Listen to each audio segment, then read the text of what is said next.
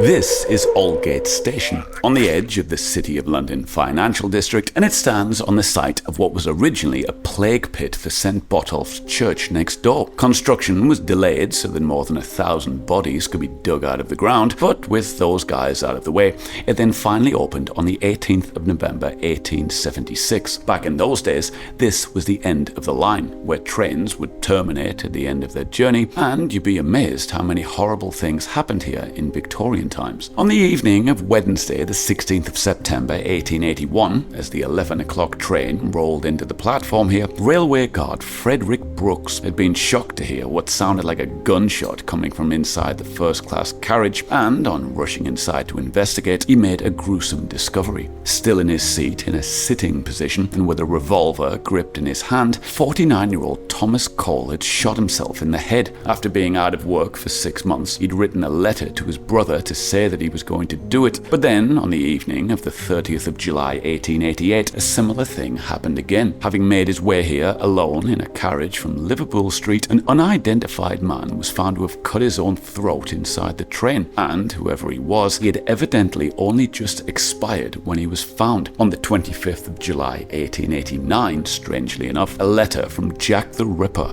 was also then discovered here, left inside a second-class carriage, and with the murder of Alice Mackenzie having taken place only 8 days earlier, it reportedly caused some excitement. Whoever wrote it was going to commit 2 more murders in Whitechapel, they said, but they never did. On the 12th of August 1896, though, 45-year-old Isaac Watts was then hit and killed by a train here while working on the tracks, and 8 months later, on the 3rd of April 1897, a 37-year-old man named Edward Baines shot himself to death, much as Thomas Cole had, inside a first-class carriage. But a particularly unpleasant event then took place here on the 15th of August 1899. At 11 o'clock that morning, 56-year-old Robert Fairbairn came rushing out onto the platform here just as the train was pulling away, and seemingly in a hurry, he didn't want to wait for the next one. "Stand away," a railway porter shouted at him, but it was too late. As countless people watched on in horror, Fairbairn attempted to jump on board, but was pulled down into the gap between the train and the platform as he did so, and was badly mutilated. He was rushed to the London hospital on Whitechapel Road, where one of his legs had to be amputated, but he then died the following day, it was said, due to shock consequent on the injuries. Coroner Wynne Baxter, who presided over his inquest,